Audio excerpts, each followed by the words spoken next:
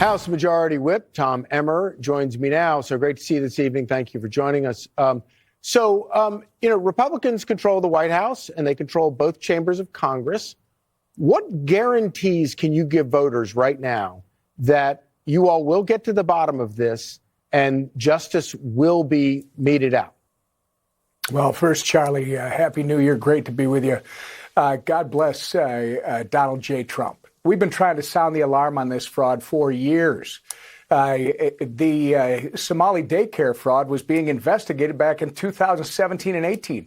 No one in Minnesota, no one would cover this at all until our president, Donald Trump, went out on a Friday night and called this out. And ever since then, I got to thank you, Charlie. I got to thank Fox News, Nick Shirley. Everybody is finally looking at this and giving it the scrutiny that it deserves. So the answer to your question is, I believe we're going to get something done. And I got 3 words for all these Somalis who have come to this country, the greatest country on the face of the planet, and committed fraud. Send them home. If you came to this country and you are defrauding the American taxpayer and sending billions back to Somalia, to a known terrorist group named Al-Shabaab, you should be denaturalized. Even if you're a citizen, Charlie, you should be denaturalized and you should be sent home.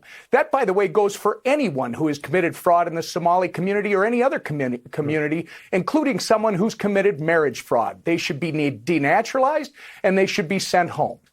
Can you imagine the incredible frustration of taxpayers and voters when they see this going on? And by your own description, you all knew it was going on, and yet Congress was continuing to send money to Minneapolis for some of these programs that even you all knew was going to this kind of operation.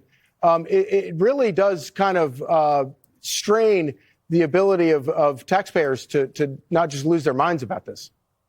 Well, understand, Charlie, this is one of the reasons why in the working families tax cut, or the big, beautiful bill, whatever you want to call it, that was signed into law by the president last July, we had some serious Medicaid reforms in there, some work requirements, right? Some verification requirements, because we've known that this is going on. Now, because Trump's all-star cabinet, he's got 9 cabinet members investigating this. You pointed out in the introduction that Kelly Loeffler has just identified almost 8,000 loans that are connected to fraudsters, totaling over $400 million. The Trump administration has ceased child support payments. Why?